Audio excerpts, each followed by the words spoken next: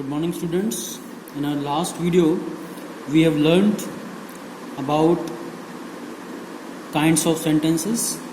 Okay, we have started it and we have learned about assertive or declarative sentences, and we have done the exercise number C also. Today we are going to learn imperative sentences. The second kind of sentence is imperative sentence. What is imperative sentence? Sentence that give orders or instruction. Okay, focus करना. Orders, instructions, request, advice are called imperative sentences.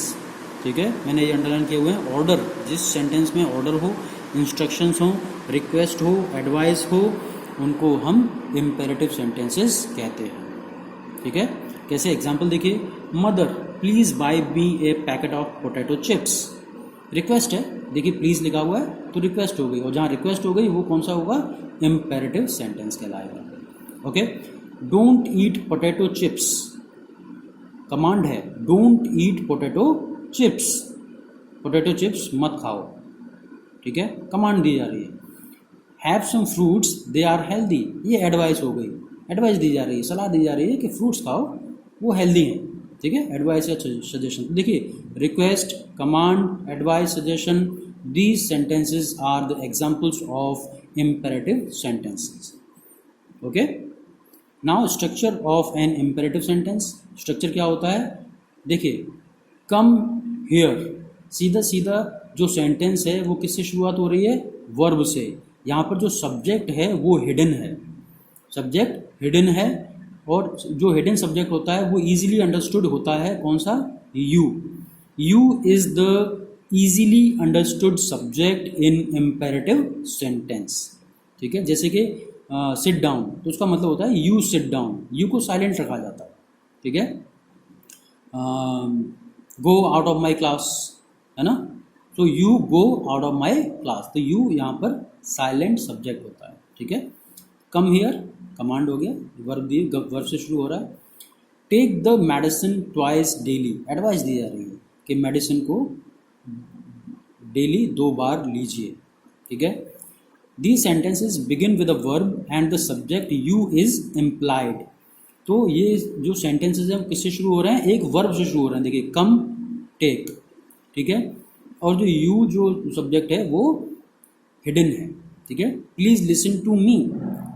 अब यहाँ पे request है तो request के लिए हम please use करेंगे. ठीक है, verb दी हुई है.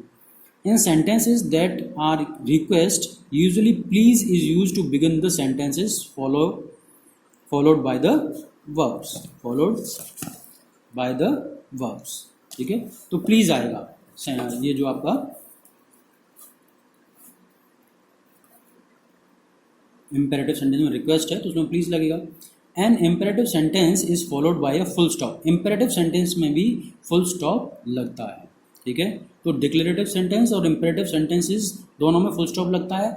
लेकिन हम पहचान कैसे करेंगे कि ये डिक्लेरेटिव है, ये इम्पेरेटिव है? इम्पेरेटिव में सब्जेक्ट हिडन होगा, सीधे सीधे वर्ब से शुरुआत होगी. ठीक है, और उसमें ऑर्डर, कमांड, रिक्वेस्ट और एडवाइस, सजेशन, इनकी फीलिंग उसमें वो शो करेगा, तो उसको हम इम्पेरेटिव सेंटेंस बोलेंगे. अब यहाँ पे देखिए, एक्सरसाइज करते हैं. Tick the correct option to show what kind each sentence is. Option correct करना है कि कौन सा सेंटेंस किस टाइप का है. ठीक है, उसमें देखना है कमांड है, एडवाइस है, सजेशन है, रिक्वेस्ट है, क्या है इन सेंटेंसेस में. देखते हैं. देखिए, कम हियर, कम हियर क्या दिया जा रहा है? कमांड है, कमांड दी जा रही है. ठीक है, उसको हमने कमांड पे टिक कर दिया. Okay. Please come immediately, please, please लग गया, क्या हो गया? रिक्वेस्ट हो गई, रिक्वेस्ट है. ठीक है. Next, open the door, open the door. ठीक है, क्या है? कमांड है. Please pass me the salt, please लग गया, रिक्वेस्ट हो गया. ठीक है. Go left then turn right, there you will find the school.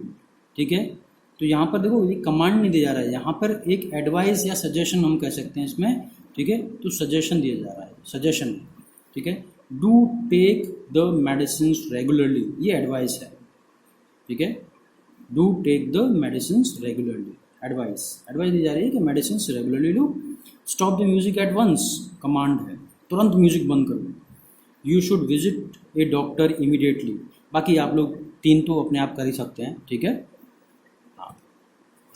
Next is interrogative sentences. Interrogative जो वर्ड है that is make of interrogation. Interrogation का मतलब होता है पूछताछ। पूछताछ में हम लोग क्या करते हैं, क्वेश्चंस पूछते हैं। तो कहने का मतलब जिस सेंटेंस में क्वेश्चन पूछा जा रहा हो उसे हम इंटेरोगेटिव सेंटेंस कहते हैं। इंटेरोगेटिव सेंटेंस आप इजीली आप पहचान सकते हो, जिसमें क्वेश्चन की बात आ रही है वो इंटेरोगेटिव सेंटेंस है, बहुत इजी।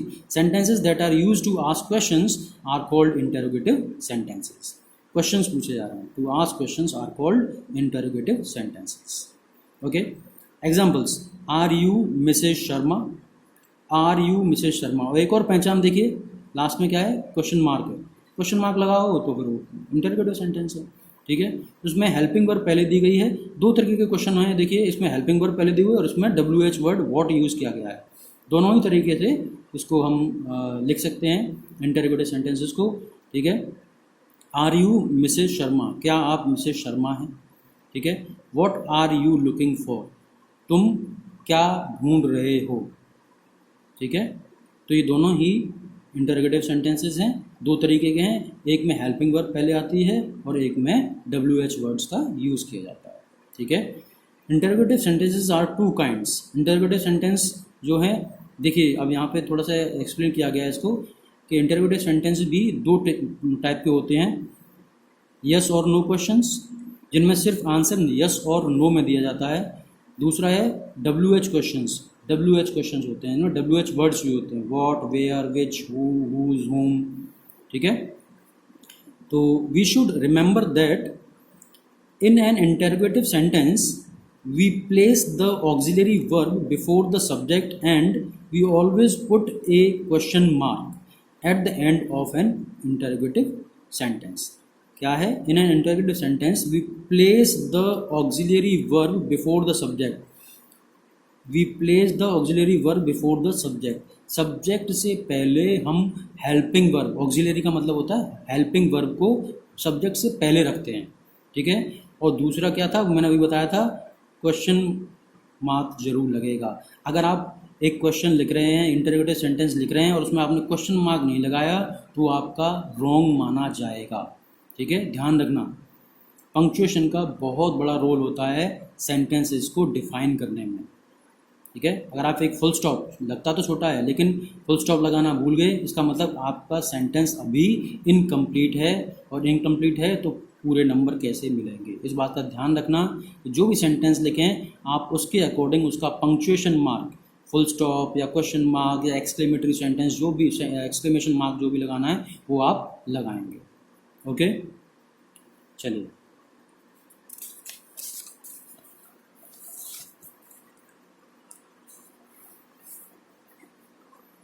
देखिए, अब यहाँ थोड़ा सा एग्जाम्पल दिया हुआ है। Now let us discuss this in detail. Example दिया हुआ है, दे हैव बॉट स्वीट्स। ये स्टेटमेंट है, ये सिंपल सेंटेंस है।